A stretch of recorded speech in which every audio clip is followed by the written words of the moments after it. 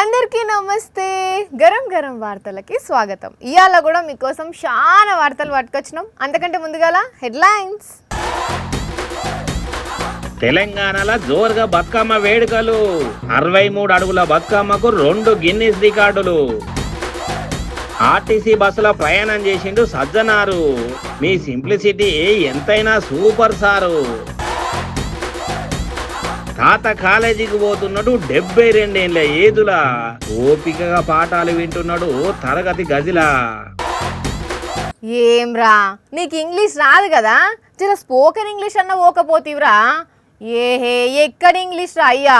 నా ఏజ్లో నేను పోయి క్లాస్లో కూర్చుంటే అంత చిన్న పొరలే ఉంటారు, వాళ్ళతో నేనేం చదువుతారా. పాటలు చెప్పే పంతులు మేడాలే నాకంటే తక్కువ ఏజీ అని అంటారు. ఇంకా చాలా రీజన్ చెప్తారు కదా. అయితే చదువుకు ఏజ్కి సంబంధం లేదు, ఇంట్రెస్ట్ ఉండాలని ఇక్కడ ఒక తాత ఏం చేస్తుండో చూడుండ్రి. తగ్గేదేలే అనుడు ఒక్కటే కాదుల్లో తరగతి గదుల్లో కూర్చొని తల ఎత్తుకొని పాఠాలు వింటున్నాడు.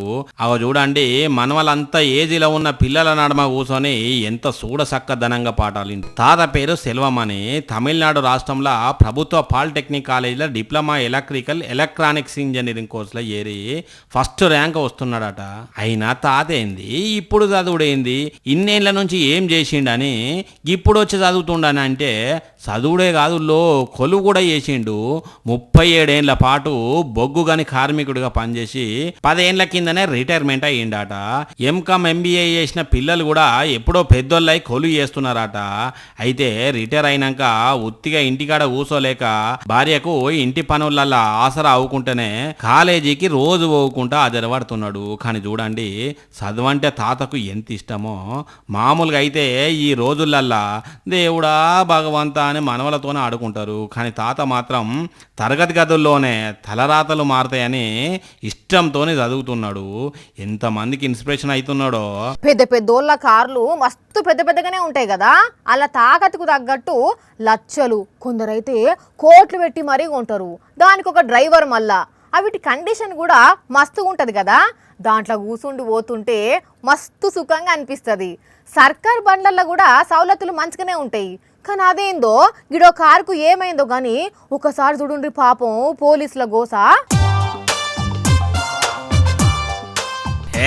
గట్టిగా అట్లనే నెట్టూరి. అరే స్టార్ట్ కాలే కదా, మళ్ళీ ఒకసారి ట్రై చేద్దాం. అందరు ఒక్కటేసారి నెట్టాలి. 1 2 3. అబ్బా ఇప్పుడు కూడా స్టార్ట్ కాలే, ఎట్లా మరి ఇప్పుడు అని నెత్తుకొట్టుకుంటున్నారు ఉత్తరప్రదేశ్ రాష్ట్రం పిలిభిత్ జిల్లా పోలీసులు. అది కలెక్టర్ సార్ కారు. వచ్చేటప్పుడు మంచిగానే వచ్చిందట, కానీ సారు పోయేటప్పుడు అగో ఇట్లా మొండికేసింది.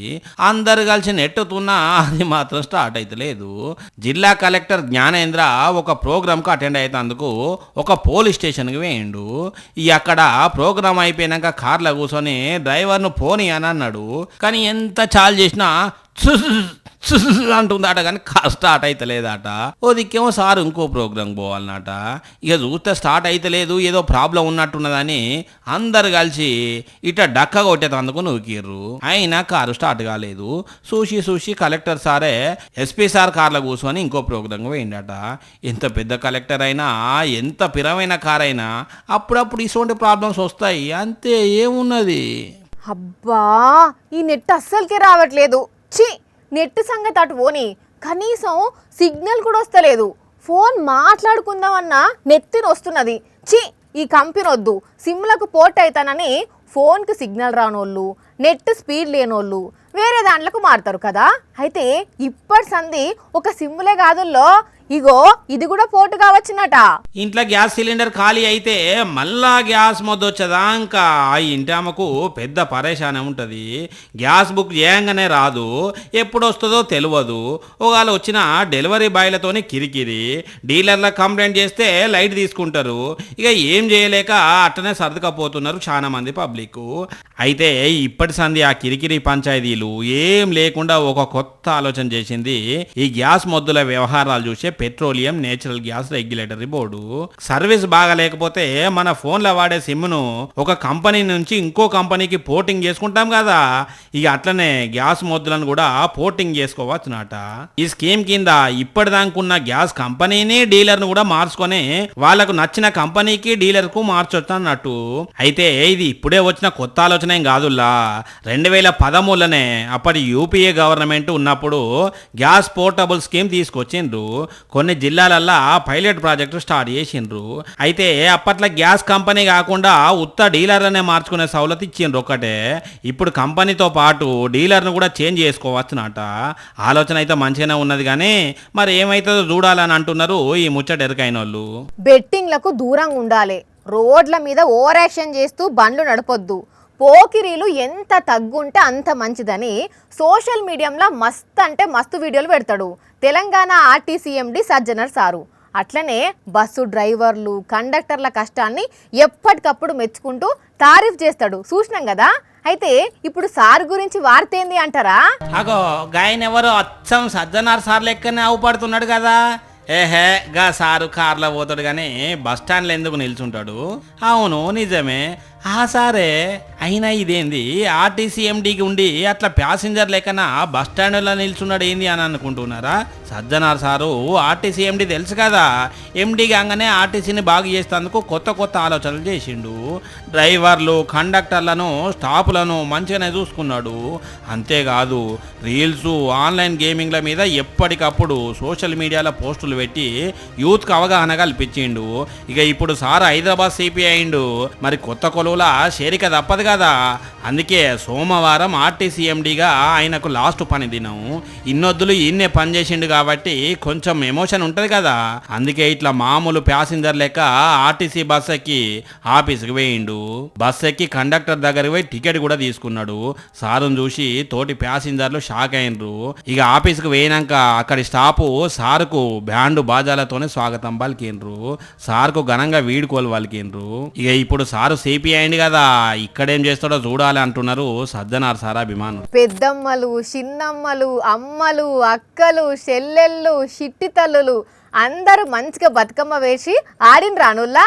సరే ఇంకెందుకు ఆలస్యం, ఇప్పుడైతే మనం ఒకసారి బతుకమ్మ పండుగ ఉత్సవాలను చూసేద్దాం పాండ్రి.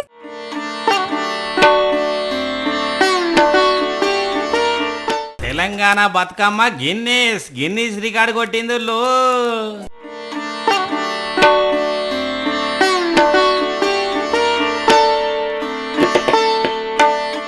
సరూర్ నగర్ స్టేడియంలో 63 అడుగుల ఎత్తు, 11 అడుగుల వెడల్పు, 7 టన్నుల తీరొక్క పూలతో బతుకమ్మను వేర్చితే రికార్డులు నమోదైనాయి.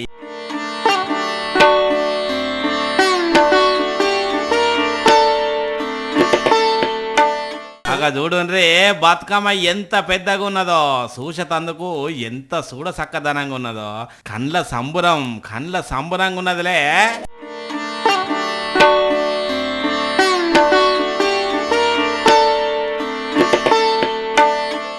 ఇక ఈ బతుకమ్మ చుట్టూ 1354 మంది అక్కలు లయబద్ధంగా ఆడి పాడినందుకు అతిపెద్ద జానపద నృత్యంగా పేర్కొంటూ గిన్నిస్ అధికారులు ప్రకటన చేసిర్రు. ఈ పండుగకు మంత్రులు జూపల్లి సారు, సీతక్క, విమలక్క హాజరైనరు.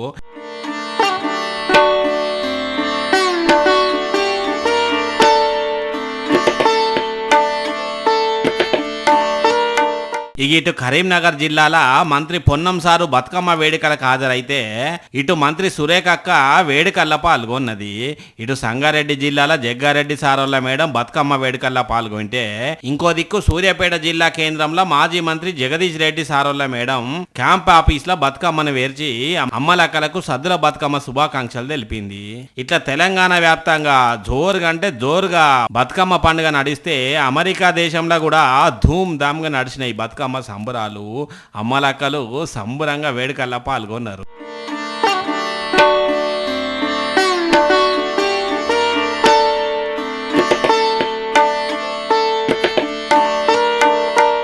చూసిరు కదా, ఇవి ఇవాల్టి గరం వార్తలు. మళ్ళొచ్చే ఎపిసోడ్లో ఇంకిన్ని గరం వార్తలతో కలుద్దాం. మన టైం అయితే గుర్తుకున్నది కదా, రాత్రి 8:30కు మళ్ళీ పొద్దుగాల 8:30కు. మర్చిపోకుండా చూడుండ్రి. టాటా.